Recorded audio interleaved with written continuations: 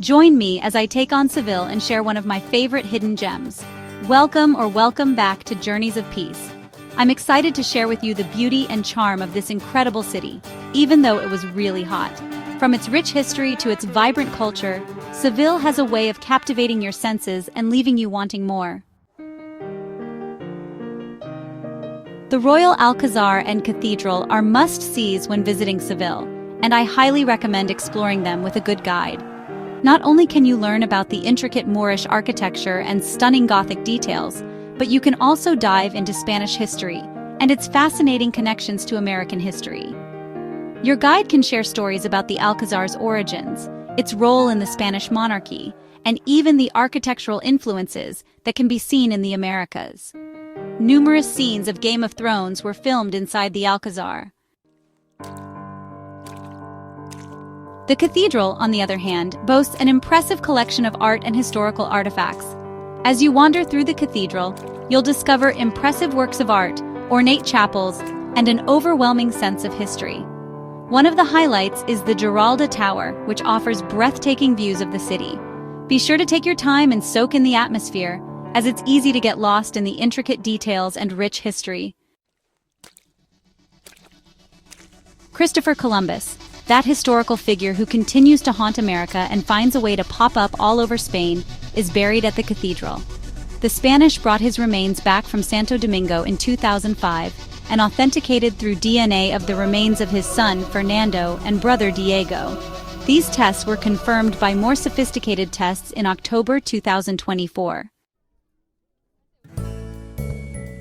Walking through Seville, I discovered some of the most interesting places are in plain sight.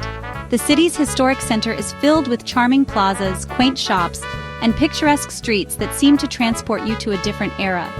My hotel was across from Plaza del Duque de la Victoria and surrounded by great shopping. There were plenty of restaurants and spots to find great souvenirs.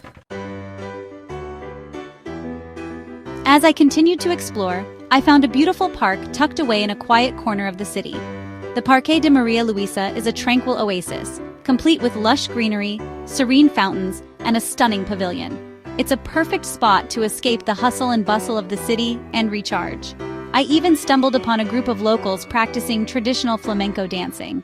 It was mesmerizing to watch.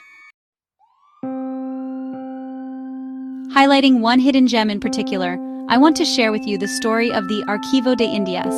This UNESCO World Heritage Site is an incredible repository of historical documents and artifacts that tell the story of Spain's interactions with the Americas. What's fascinating is that it houses original documents from the likes of Christopher Columbus and Hernán Cortés. It's a treasure trove of history that provides a unique glimpse into the complex and often tumultuous relationships between Spain and its colonies. The Archivo de Indias might not be as well known as some of Seville's other attractions, but it's a hidden gem that's well worth visiting. Not only does it offer a fascinating look into the past, but it's also a beautiful building with an impressive collection of art and historical artifacts. If you're interested in history, this is definitely a place to add to your itinerary. One of my favorite spots came as I was taking a walk on a street away from my hotel. There, I found Iglesia San Antonio Abad, or Church of St. Anthony Abad. Built in the 18th century, this beautiful church has two distinct naves inside, one devoted to the Virgin Mary and the other devoted to Jesus Christ. Without me realizing it, I had discovered a contemplative place of prayer, as one of the church's naves is a chapel for the Brotherhood of Silence. The other chapel was once used as a hospital. Despite the church's gorgeous interior, it was the courtyard that drew me in, for it had two separate altars, one dedicated to St. Jude and the other dedicated to St. Rita of Cascia. Both are known to be patron saints of the impossible, but I have personally relied on St. Jude many times, and honestly, I know many who aren't Catholic who have done the same. I took the chance to buy flowers and candles in the church's gift shop and put them at each altar. Despite the crowd in front of St. Jude's altar, I continue to hope both saints will pray on my behalf.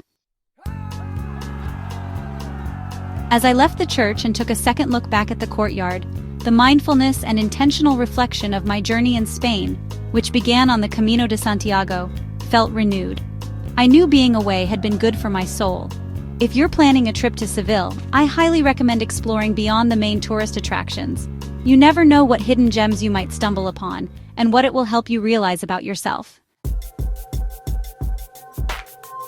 I'd love to hear from you. What are some of your favorite hidden gems in Seville? Share your stories and recommendations in the comments below. In the meantime, I wish you bon voyage on all your adventures and travels.